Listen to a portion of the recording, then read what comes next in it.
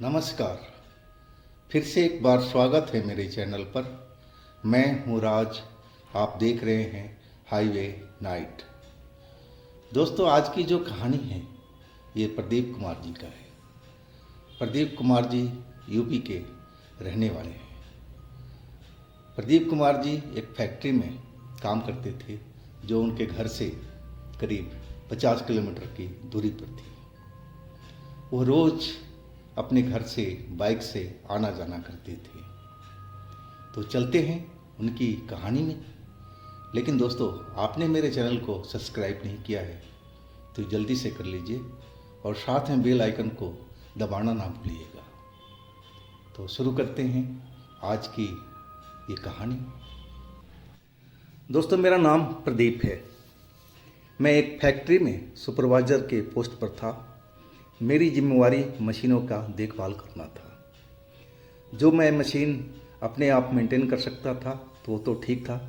अगर मेरे से नहीं होता तो कंपनी वालों को बुलाना पड़ता था और कंपनी वाले आकर के उस मशीन को ठीक कर दिया करते थे।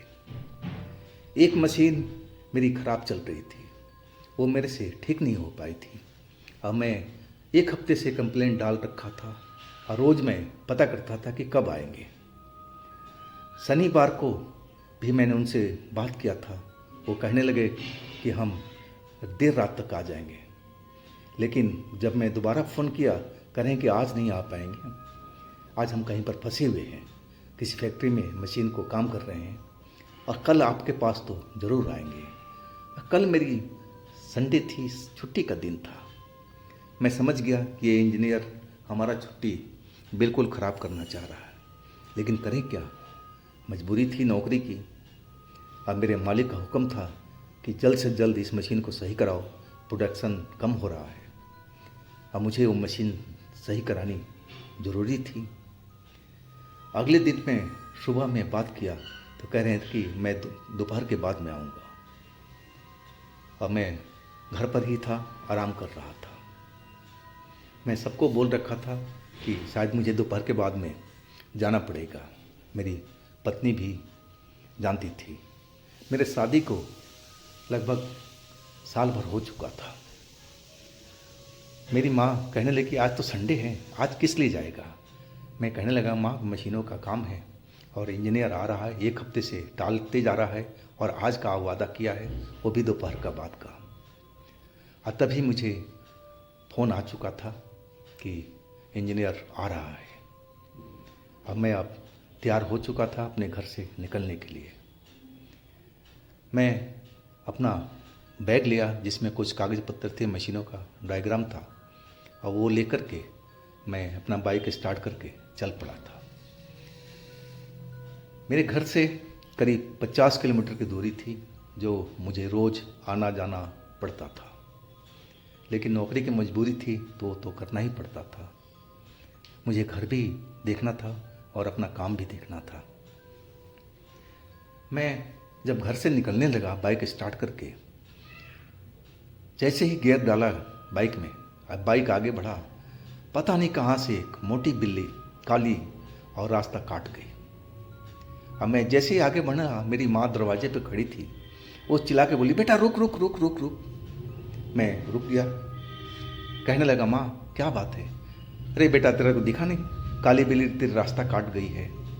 ये शगुन सही नहीं है, ये अपशगुन है। बेटा तू आज रुक जा।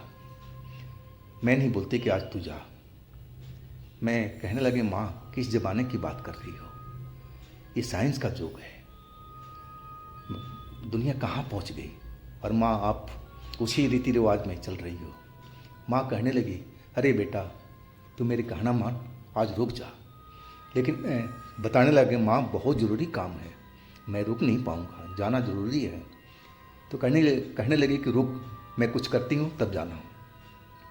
पता नहीं क्या उसने लोटे में जल लाया, नमक लाया और उस जगह पर छिड़का, वो जल गिराया और फिर टोटका उसका पूरा हो चुका था। वो कहने लगी, अब तू जा सकता है बेटा, लेकिन ध्यान से जाना और ध्यान से आना, बिल्कुल सावधान रहना। मैं माँ की बात को दिमाग में बिठा लिया और चल पड़ा अपने काम पर। मैं जब फैक्ट्री पहुंचा तो मेरे मालिक भी आए हुए थे, मैनेजर भी था और इंजीनियर भी आ चुका था। इंजीनियर पूछने लगा कि क्या हुआ जी प्रदीप जी, क्या दिक्कत है? आपको तो मशीनों को अच्छी जानकारी है, आपसे सही नहीं हुई? लेकिन नहीं साहब, उसमें प्रोग्रामिंग का दिक्कत है, जो कार्ड है वो ख़राब हुआ पड़ा है। इंजीनियर हमारी तरफ देखने लगा, बोला आपको बिल्कुल कंफर्म है कार्ड ख़राब है? नहीं साहब, मुझे तो ऐसा ही लगता है, बाकी आप चेक करके देख लीजिए। वो मशीन को चेक करने लगा था और उसमें कम से कम 1-1.5 घंटा तो लग चुका था। आखिरकार उसने डिक्लेयर कर दिया कि हाँ जी, ये कार्ड ही ख़राब है। अब कार्ड तो हमारे पास में था ही नहीं। मेरे मालिक पूछने लगे कि अब बताओ कार्ड आप लेकर आए हो? बोला नहीं, ये कार्ड तो जल्दी ख़राब होता नहीं है, लेकिन हमारे पास मिल जाएगा, हमारे मालिकों के पास में, कंपनी का ओनर के पास में मिल जाएगा। मेरे मालिक बोले आज तो संडे है, आज आपका ऑफिस तो बंद होगा। बोला हाँ, ऑफिस तो बंद होता है, लेकिन कुछ ज़रूरी सामान मालिक घर पर भी रखते हैं, आप एक बार फ़ोन कीजिए, ज़रूर बता देंगे, अगर होगा तो ज़रूर देंगे। मेरे मालिक ने उनको फ़ोन किया तो उन्होंने बोला कि हाँ मेरे पास में मिल जाएगा। मालिक ने पैसा पूछा तो पैसा बताया, फिर सौदा पक्का हो गया था। आखिर मुझे ही लोग भेजने लगे। मेरे मालिक ने बोला कि प्रदीप जी आप ही जाओ, आपको पता ही है कि कार्ड कौन सा है, तो मेरी गाड़ी ले जाओ, ड्राइवर बैठा हुआ है। अब मुझे तो अब जाना ही पड़ेगा और कोई चारा भी था भी नहीं। मैं गाड़ी लेकर के ड्राइवर के साथ में चल पड़ा। उनका जो घर था उनके ऑफिस के करीब 10 किलोमीटर आगे था।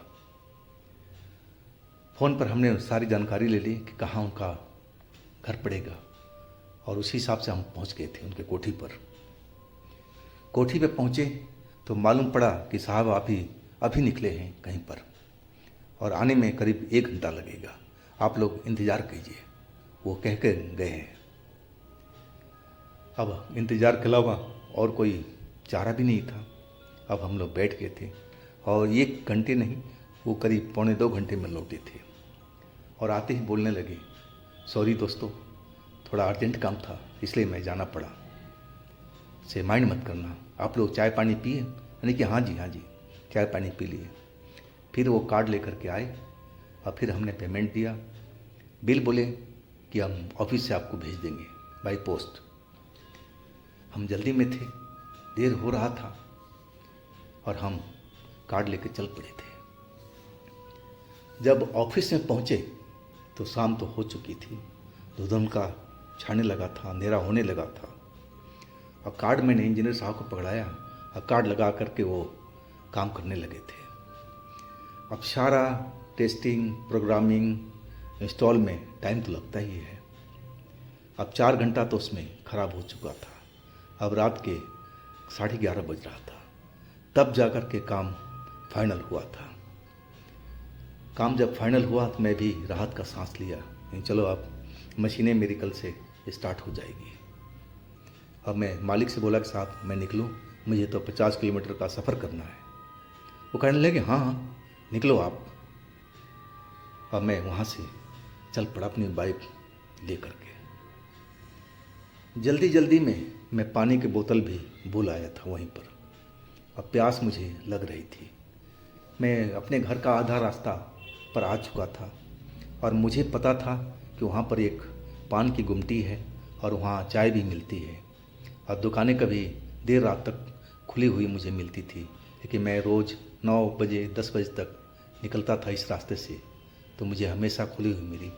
वहाँ मैं रुक कर के चाय भी पीता था, सिगरेट भी पीता था और तब मैं आगे जाता था। मैं उस दुकान पर जा कर के रुका तो देखा वो दुकान बंद पड़ी है। उसके जो मालिक थे वो उनका घर पीछे ही था, थोड़ा पीछे में। मैंने वहाँ देखा लाइट जल रही थी लेकिन दरवाज़ा तो बंद था। अब रात आधी तो हो चुकी थी, तो इस वक्त में कौन दरवाज़ा खोल के रखता है। अब मुझे अच्छा भी नहीं लगा कि मैं दरवाज़ा पीटने जाऊँ। मैं सोचा कि जब तक मैं यहाँ खड़ा रहूँगा मैं आगे के रास्ता तय कर लूँगा और थोड़ी देर में अपने घर पर पहुँच भी जाऊँगा। इतना तो मैं पानी का प्यास तो बर्दाश्त ही कर सकता हूँ। अब मैं चल पड़ा। करीब 500 या 600 मीटर आगे बढ़ा था और तभी मैंने देखा कि एक सफ़ेद कपड़ों में एक लंबा सा आदमी रोड पर खड़ा और मेरी बाइक को रोकने का इशारा कर रहा था। मैं समझा कि ये कोई मुसाफिर है जिसको कोई साधन नहीं मिली होगी और ये पैदल ही चला जा रहा है। मैं सोचा कि चलो इसको लिफ्ट देते हैं और जहाँ तक मैं जाऊँगा वहाँ तक तो मैं छोड़ ही दूँगा। अब मैं उसके आगे जा कर के बाइक रोक दी। मैं तब देखा करीब वो 40-45 या 50 साल के आसपास का ढेर मुझे दिखाई पड़ रहा था। उसके बाल, सर के बाल सफ़ेद थे, दाढ़ी भी सफ़ेद थी, मूछें भी सफ़ेद थी। चेहरा बड़ा सा लग रहा था किसी पहलवान की तरह और लंबा भी काफ़ी था, करीब 7 फुट के आसपास मुझे नज़र आ रहा था। मैं कहने लगा कि चाचा कहाँ जाओगे आप? वो मेरी तरफ आ गया, बोला तुम्हारे पास में सिगरेट है? यानी कि नहीं जी चाचा, मैं एक दुकान पर रुका था लेकिन सिगरेट तो मिला ही नहीं, ना पानी मिला। मैं प्यासा भी था लेकिन अब करे क्या। आपको बताओ कहाँ तक जाना है? अगर जाना है तो मेरे पीछे बैठो और मैं इस गांव तक जा रहा हूँ। अपने गांव का नाम बताया, वहाँ तक मैं आपको छोड़ दूँगा, वहाँ से आगे आप देख लेना, जल्दी बैठो। वो पीछे तो आया लेकिन वो बाइक पर बैठा नहीं और मेरी गर्दन में हाथ अपना डाला और बाइक से उठा दिया और घसीटते हुए मैं चिल्लाते रह गया, छोड़ो मुझे, छोड़ो, कौन हो तुम, क्यों मुझे मारना चाह रहे हो? मैं समझा था कि ये कोई लुटेरा है और मुझे ये लूटना चाहता है, लेकिन मेरे पास तो ऐसा कुछ चीज़ था ही नहीं। हाँ, एक मोबाइल था और एक हाथ में घड़ी था और कुछ पैसे थे। मैं तो ऐसे मांगता तो मैं दे देता, लेकिन वो तो मेरा गला को पकड़ रखा था इतनी मजबूती से कि मैं सांस लेने में मेरे को दिक्कत हो रही थी और मैं छटपटा रहा था, छोड़ो मुझे, छोड़ो मुझे।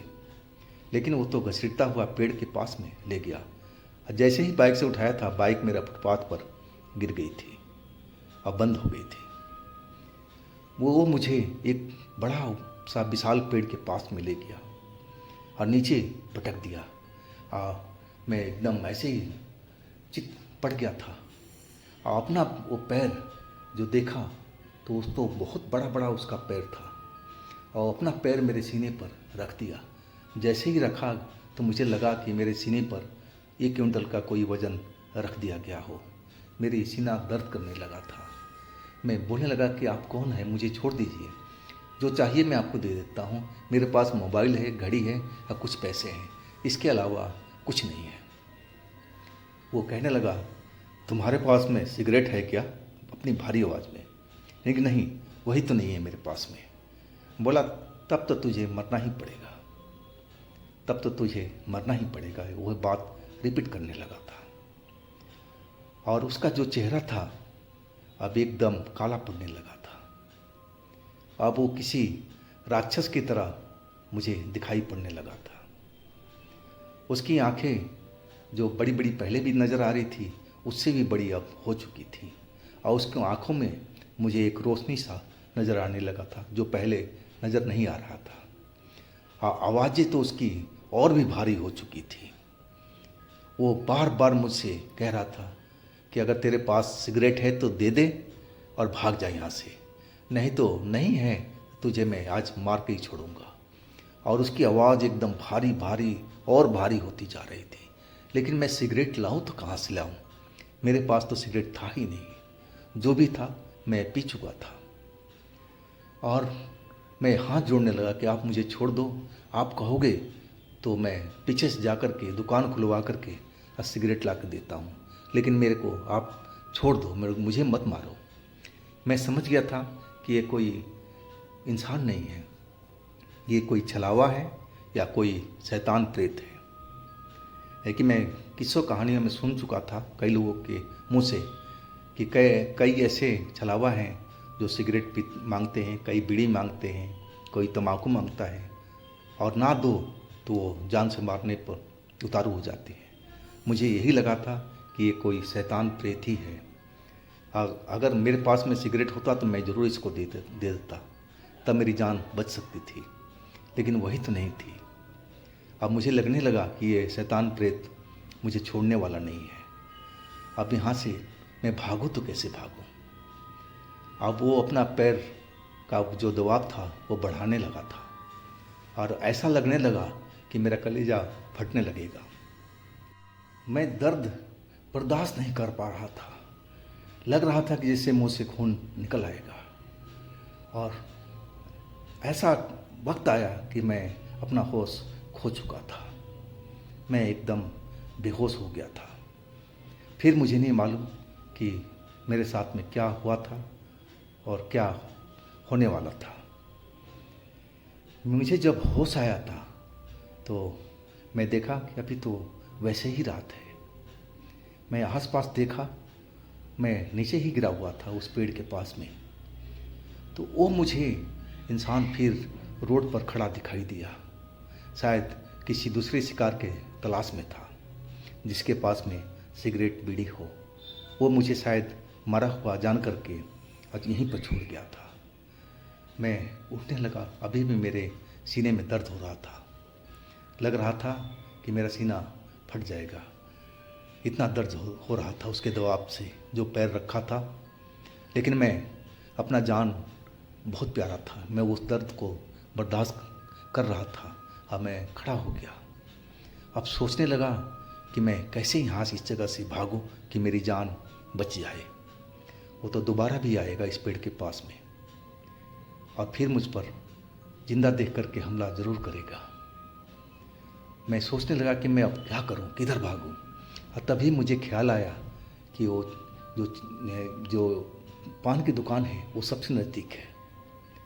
अब क्यों ना हो उसी जगह पर चला जाए। अब मैं पेड़ों के अंदर अंदर ही छिप छिप करके और जाने लगा और मैं उस दुकान पर पहुंच गया था। तब मुझे कुछ लगा कि मैं बच जाऊंगा, लेकिन वो दुकान तो बंद थी। अब मैं उनके पीछे वाला घर पर पहुंच गया था जहां लाइट जल रही थी और जाके कुंडी खटखटाने लगा। थोड़ी देर के बाद में उस चाचा की आवाज़ सुनाई पड़ी। कहने लगे, कौन, क्या चाहिए भाई, रात को कौन हो।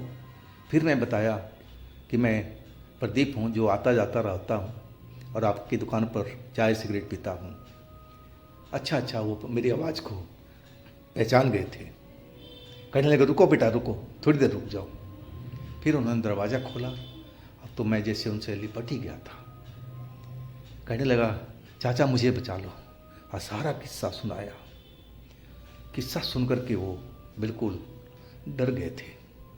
वो कहने लगे, बेटा अंदर आ जा, और दरवाज़ा उन्होंने बंद कर लिया।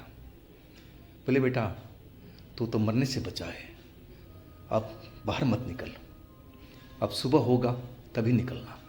लेकिन तेरे को ऐसा कितना कैसे लेट हो गया, तू तो 9-10 बजे तक निकल जाता था, तो आज आधी रात कैसे हो गई। क्या तुझे पता नहीं था कि इस रोड पर कोई छलावक भी घूमता है और कभी कभी वो दिखाई पड़ता है, और जब दिखाई पड़ता है तो कई लोगों का जान चली जाती है। शायद वो रात आज ही है। बेटा मेरा कहना मान, अब चुपचाप यहीं पर पड़ा रहा, भगवान का नाम लेते रहा, सब सही हो जाएगा सुबह तक। अब मैंने वैसा ही किया था। मैं भगवान का नाम लेने लगा था और सारी रात हमने उसी चाचा के घर पर काटी थी। जब सुबह हो गया था, किरण फूट चुका था सूरज का, लाली हर जगह फैल गई थी, तब चाचा ने कहा कि अब बेटा जा सकता है, तेरे बाइक तो वहीं पड़ी है, जा देख, अगर कोई नहीं ले गया होगा तो वहीं पर होगी। वैसे मेरी उम्मीद है कि कोई ले नहीं गया होगा, और अगर ले भी गया होगा तो तेरी जान से ज़्यादा तो कीमती है नहीं, तो दूसरा भी ले सकता है। लेकिन जान एक बार चली जाए तो लौट के वापस नहीं आएगी। तो जा बेटा अब निकल जा, लेकिन आगे से ध्यान रखना, इस रोड पर वो छलावा कब दिखता है ये तो मुझे भी मालूम नहीं, उसका कोई टाइम टेबल तो है नहीं, लेकिन वो महीनों में तो एक बार ज़रूर नज़र आता है। अब कौन सा दिन है वो तो मुझे कुछ भी मालूम नहीं। अब मैं अपने बाइक की तरफ चल दिया था। रोड पर अब ट्रैफिक चलने लगी थी। हाँ, मैं उस जगह पर डरते डरते पहुंच गया था। देखा मेरी बाइक उसी जगह पर पड़ी थी जहां गिरी हुई थी। मैं पेड़ की साइड में देखने लगा। पेड़ के पास में अब कोई दिखाई नहीं पड़ रहा था। हर जगह शांति फैली हुई थी। चिड़िया पेड़ पर चहचहा रही थी और मैं बाइक को उठाने लगा। उठा करके स्टैंड पर खड़ा किया, बाइक स्टार्ट किया तो थोड़ी देर के बाद में बाइक स्टार्ट हुई। अब मैं फिर चल पड़ा था अपने घर की तरफ। घर पहुंचा। घर पहुंच कर के सारा हाल अपनी माँ को बताया। मेरी वाइफ भी आ गई, घर वाले भी सब जुट गए थे। तो माँ तो मुझे डांटने ही लगी थी। वो कहने लगी, बेटा मैं तो पहले ही बताई थी तेरा को कि मत जा तू, वो काली बिल्ली ने रास्ता काट दिया है, ये बहुत बड़ा अशुभ होता है। खतरे का संकेत तो दे चुकी थी लेकिन तू तो नहीं माना। देखा आज जान तेरी जाते जाते बची। तो बेटा बड़े बुजुर्गों का कहना माना कर। जो लोग कहते हैं ना सही बात कहते हैं। अब मुझे समझ में आ गया था कि मेरी माँ ने सही बोला था, मुझे रुक जाना चाहिए था। लेकिन फैक्ट्री का काम भी था, अगर नहीं जाता तो नौकरी भी जा सकती थी। तो दोनों में से एक तो चुनाव ज़रूर करना था। लेकिन अब जो हो चुका था अब तो वापस नहीं आ सकता था। लेकिन अब मैं कभी भी उस रास्ते पर लेट नहीं होता था। मैं अपने मालिक को ही बता चुका था इस कहानी को, तो वो मुझे वक्त से पहले ही जाने को कह देते थे कि तुम आप निकल जाओ। और मैं 8 बजे के आसपास तक अपने घर पर पहुंच जाता था। लेकिन उस रास्ते पर चाचा के पास एक बार ज़रूर रुकता था और सिगरेट लेता था। अब फिर मैं सिगरेट पी करके निकल जाता था। तो दोस्तों ये थी प्रदीप जी की अपनी आप बीती। अगर आपके पास भी इस तरह की कोई घटना है तो आप मुझे इंस्टाग्राम पर या मेरे व्हाट्सएप नंबर पर ज़रूर शेयर कीजिएगा। मेरे इस चैनल को भी सब्सक्राइब कीजिएगा, लाइक कीजिएगा। और मेरे दूसरे चैनल जिसका लिंक मैं नीचे में दे रखा हूँ उस पर भी विजिट कीजिएगा। उनमें भी एक अच्छी अच्छी कहानियाँ हमने डाली हुई है जो बेहद आपको पसंद आएगी। तो दोस्तों फिर हम मिलते हैं अगले दिन एक नई घटना, एक नई कहानी के साथ में। आप लोग अपना बहुत ही ख्याल रखिएगा। नमस्कार।